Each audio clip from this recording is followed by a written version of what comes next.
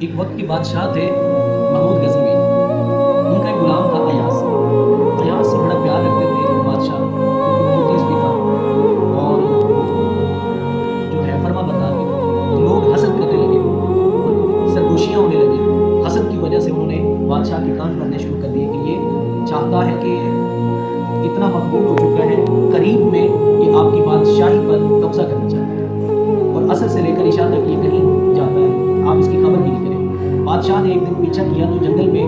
ایاز ایک جھونپڑی میں گیا،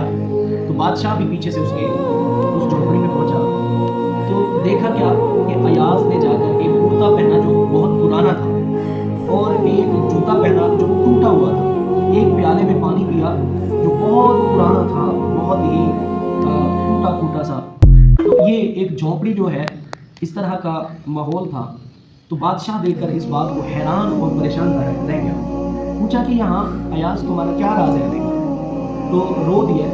اور رو کر کہا کہ اے میرے بادشاہ، میں یہاں پر جب آتا ہوں تو مجھے میری اوقات یاد آتی ہے کہ میں بادشاہ کے پاس آنے سے پہلے کیا تھا۔ میں اپنی اوقات کو یاد کرنے کے لیے یہاں پہ آتا ہوں، اور اس سے پہلے میری یہ اوقات تھی کہ میں یہ پرانا جبہ پہنتا تھا، کپڑا قمیض پہنتا تھا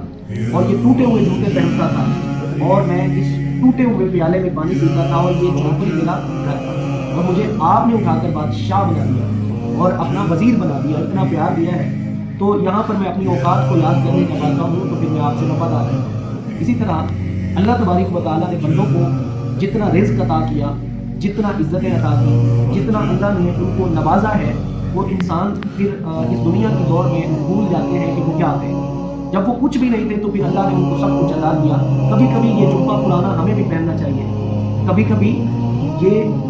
ٹوٹے ہوئے پیالے میں پانی ہمیں بھی پی کر وہ اپنے پیچھے والے وقت یاد کرنے چاہیے کہ پھر ہم پر اللہ نے کتنے عنایات فرمائے۔ کبھی یہ ٹوٹے ہوئے جوتے ہمیں بھی یاد کرنے چاہیے اور اللہ کی نعمتوں پر شکر ادا کرنا چاہیے۔ جس طرح ایاز اپنے بادشاہ سے بے وفا نہیں ہوا، ہمیں بھی دولت میں متکبر ہو کر اپنے اللہ سے بے وفا نہیں ہونا چاہیے، بلکہ شکر گزار ہونا چاہیے اور سجدے کرنے والوں میں ہونا چاہیے اور عبادت گزار لوگوں میں ہونا چاہیے اور اللہ کی نعمتوں پر ہمیشہ اپنے سر کو جھکانے والے عاجز لوگوں میں ہونا چاہیے۔